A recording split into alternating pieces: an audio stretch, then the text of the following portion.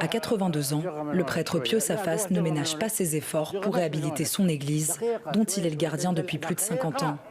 Avec ses fidèles, il peaufine les derniers détails avant la première messe de Noël depuis la chute du groupe État islamique.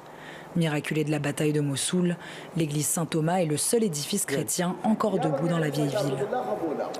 Ils ont mis des signaux sur les colonnes et sur toute l'église, tout autour de l'église, pour dynamiter l'église et aller la faire descendre. Mais ils n'ont pas eu le temps, heureusement, comme ça elle est debout. Ils ont brûlé ces livres et puis ils ont aussi jeté ici, à l'intérieur de l'église, ils ont brûlé ici et là-bas.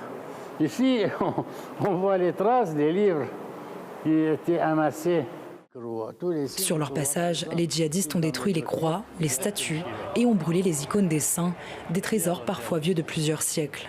Ça reste comme un signe du passage de Daesh dans cette église. Mais ce prêtre, à l'heure du 2.0, a trouvé un moyen ingénieux pour les remplacer. Je cherchais en Google des images, des icônes de très grande résolution pour qu'on puisse l'imprimer sur papier.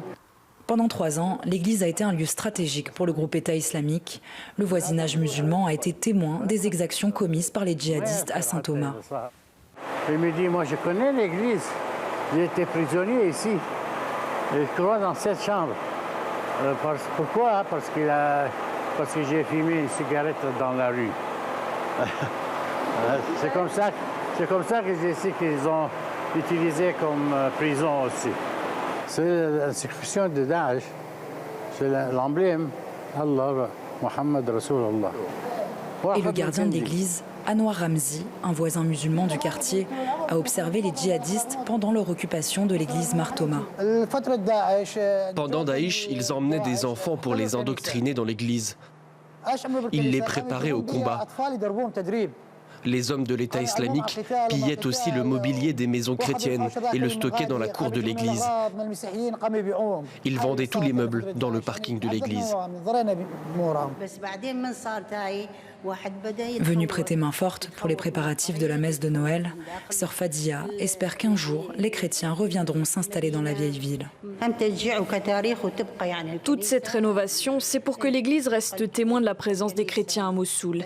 C'est un monument historique. Il faut donc la remettre sur pied pour espérer qu'un jour les chrétiens reviennent à Mossoul. Mais ce n'est pas pour demain.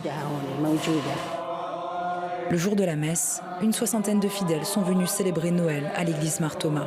Je suis vraiment content d'avoir pu, en cet âge, revoir mon église où j'ai vécu toute ma vie, reprendre sa beauté. Ex-otage d'Al-Qaïda en 2007, puis persécuté par le groupe État islamique, le prêtre Pio Safas espère la venue du pape François dans son église, dont la visite en Irak est prévue en mars prochain.